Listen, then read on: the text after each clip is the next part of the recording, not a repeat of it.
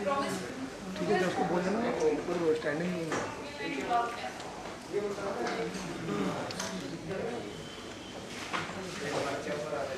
अरे यार बम बम उधर है यार। Realization of dogs. There's things in order to start with. First, we want to always, doing everything she can to help dogs and all other animals.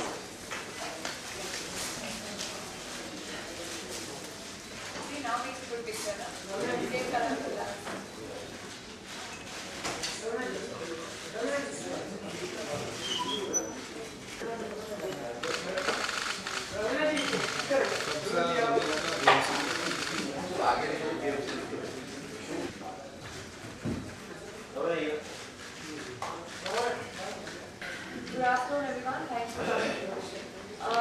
Hello. They've given me this sheet to read out, but I don't think I really need it because I know what I'm supposed to do.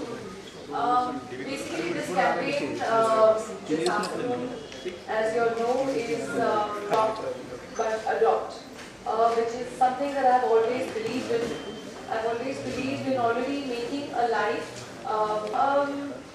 with dealing with the crisis that Mumbai campaign के जरिए दो चीजें tackle हो सकती हैं. One is the stray dog menace जिसे बोला जाता है, and secondly also the fact कि ये जो dogs हैं जिनको हम पारिया बोलते हैं या जिनको हम stray बोलते हैं या they are the actual original Indian dogs. I do not call them paria. I do not call them stray. I have 5 of them. I have adopted 5 dogs. There are 2 at my farm and 3 are in my house. So when someone asks me, oh, what breed is this? I say this is the Indian dog, which is a fact. Actually, that's our local dog, and that's the treatment we met out with these dogs. Unfortunately, what happens is, बहुत सारे हमारे मतलब लोग हैं जो compassionate हैं, जो इन dogs के लिए काम करना चाहते हैं, लेकिन वो सही जरिया नहीं जानते क्या करने के लिए. मैंने बहुत सारे लोगों को देखा है, एक जगह फीडिंग चालू कर देंगे कुत्तों की तो बहुत सारा खाना ला के एक जगह, क्योंकि वो सोचते हैं वो बहुत अच्छा काम कर रहे हैं कुत्तों के लिए. वो उनको फीड जरूर कर रहे हैं, अच्छा काम कर रहे हैं, लेकिन वो नहीं रियलाइज कर रहे हैं कि जो ये कुत्ते जो जैसे पैक्स बन जाते हैं, ये कुत्तों की फितरत होती है. It's called the wild pack, the pack mentality. When dogs get together, there are 5-6 of them, then automatically attacks happen. Because anything moving, then all those dogs they get emboldened and they start attacking. That's a typical animal mentality. You cannot blame them for that. But इसको हम कैसे discourage करें, इसके लिए भी बहुत सारी ways हैं. आप अगर कुत्तों को feed करना चाहते हैं, लेकिन individually करें. आप थोड़ा खाना अलग-अलग, एक जगह आप अगर आके सब खाना करें तो सब कुत्ते वहाँ जमा हो जाते हैं. And as what happens is dogs start feeling that is the place where they are supposed to collect. तो पूरी गैंग्स बन जाती है वहाँ पे. वो एक बुरी चीज़ है. इससे वही पैसा कभी थोड़ा जमा करके आप उन्हीं कुत्तों को स्टेरिलाइज कीजिए ताकि आगे और पपीज ना हो, स्ट्रे पपीज ना हो या ये इंडियन पपीज ना हो जो हमारे रोड्स पे ज़्यादा फैले नहीं. So these are few ways which can be tackled, which I feel. Another thing is garbage dumping. The main problem is garbage dumping. यहाँ हमारे रैट पिकर्स आके वो थैलियाँ खोल के सब garbage ऐसे खोल के उनके जो काम का चीज़ होता है ले जाते हैं, लेकिन garbage बैग सब खुले पड़े रहते हैं. वहाँ ऑटोमेटिकली स्कैवेंजर्स ये जो डॉग्स हैं जमा हो जाते हैं, कौवे जमा हो जाते हैं, चूहे जमा हो जाते हैं. So in totality it is harmful for whatever area this happens in. Action. अरे स्टिल तो बिठाओ ना. ओ टॉप बैठ जाओ. हाँ यस. ओ सिक्योरिटी बैठ जाओ.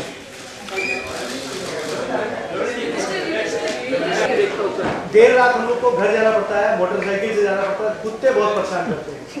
हर जगह के कुत्ते हम लोग को पहचानते हैं. कितने वजह से ये पत्रकार या फोटोग्राफर उसके लिए बेटा क्या सोच रहा है? नंबर 1 बात, पहली बात तो ये जो पूरा कैंपेन ये इसी को बेसिकली टैकल करने के लिए हुआ है. अब देखिए हमारे देश में क्रूएल्टी तो अलाउड नहीं.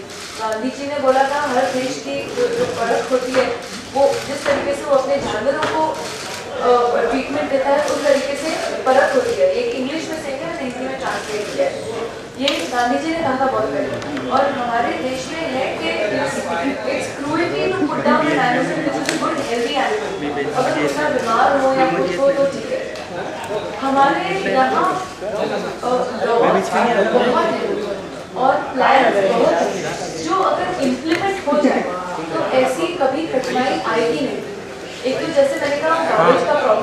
हिलाओ मत यार, हिलाओ मत दूसरे यार। लोग जो रस्तों पे फीड करते हैं कुत्तों को, ये नहीं समझते कि वो जब ढेर सारे कुत्तों को जमा कर रहे हैं, वो कुत्ते एक साथ वहाँ जमा होके वो एक प्रॉब्लम क्रिएट कर सकते हैं।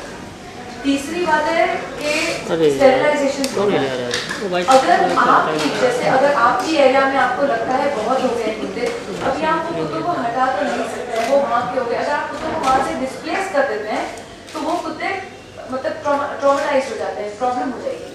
आप खुद इनिशिएटिव लीजिए। आप अगर बीएमसी को फोन करें, बोले कि आप इन कुत्तों को लेके जाइए, वो आपके उठाते हैं कुत्तों को, उनको स्टेरिलाइज करते हैं, उनको वैक्सीनेट करते हैं और फिर उधर वापस छोड़ते हैं। आप देखें कि आपका एरिया क्लीन हो। आप अगर खुद अपने एरिया की थोड़ी थोड़ी देखभाल करने लगे, इस मुंबई की बहुत अच्छाई हो जाएगी। तो मैं आपको भी रिक्वेस्ट करती हूँ, आप पत्रकारों की बात करें, अगर आप लोग खुद एक फोन उठाकर अगर बोले बीएमसी को, है लाइन, हेल्पलाइन है कि ऐसे एरिया में ये है और गार्बेज डिस्पोजेबल ठीक से नहीं हो रहा है, गार्बेज खुला है, आप उस पर कंप्लेन कीजिए।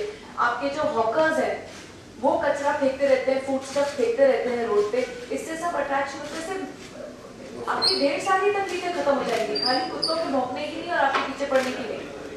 तो it is a slightly slow process, लेकिन अब सिचुएशन आ गई है, इसको कैसे टैकल करें ये एक जरिया है। प्लस इतने ढेर सारे पपीज हैं, लोग फलाना फलाना पैसा देते हैं, पेडिग्री कुत्ता लेके आते हैं घर पे, क्या फायदा? मेरे हिसाब से वो ब्रीडर को आप चढ़ावा दे रहे हैं, क्योंकि वो जो ब्रीडर्स होते हैं सब प्योर नहीं होते। वो कुत्तों की इनब्रीडिंग करते रहते हैं, हर 6 महीने पपीज करते रहते हैं, ना आपकी पपी हेल्दी होती है ना उसकी माँ हेल्दी होती है। उनको पैसे कमाने का बिजनेस पता है। So that is why I से यू अडॉप्ट। अब आप इस पिक्चर में देखेंगे, ये भी जो है ये पोमेरेनियन है लेकिन मिक्स है, लेकिन ये भी अडॉप्टेड है। ये 6 पपीज बालकनी पे they were left on a terrace, right, when I got that. ये वाला जो पपी है ये मेरी बेटी का है एक्चुअली। इसको ऐसे टेरेस पे धूप में छोड़ दिया था, 6 पपीज को हो गए थे, मिक्स ब्रीड था तो मरने के लिए छोड़ दिया था जिनका ओनर था। तो ये पिता वाले उठा के लेके आए थे और मैंने इस बच्चे को अडॉप्ट किया। इसको मैंने रास्ते से उठाया था, इसका नाम छोटू है।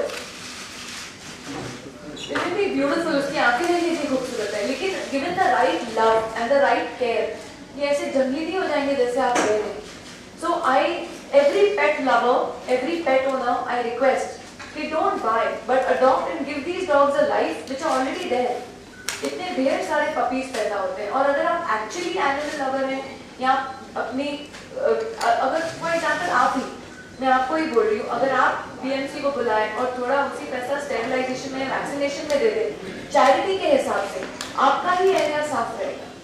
You know, so that's a move as citizens you all have to do. Second answer, just tell me the first again. अब अगर आप वो पीटर की स्पोक्सपर्सन है, आपको बता देंगे, मुझे बाय हार्ट मालूम नहीं है, मैं तो इन लोगों को फोन कर लेती हूँ, इन लोग नहीं ले रहे। Just give him the number, he wants the number. Happy if you put it in the papers. Anyone who has any trouble with an animal can call that number.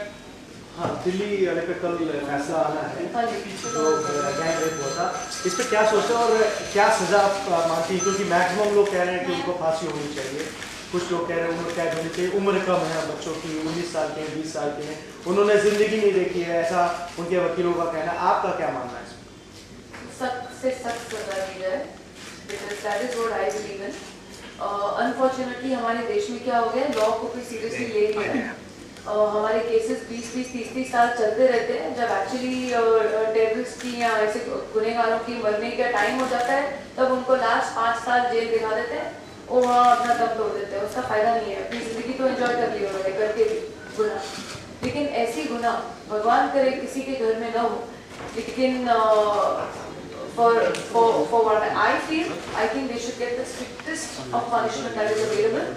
And this age thing is an excuse. ये हमारे देश में है कि 18 हम समझते हैं ये जो जुवेनाइल है, लेकिन आप पूरे एशिया का चार्ट देखेंगे, मैंने किसी पेपर में हाल ही में पढ़ा था कि was it India Today or Newsweek, one of them, पूरा सब देशों का उन्होंने जुवेनाइल लॉ बताया था।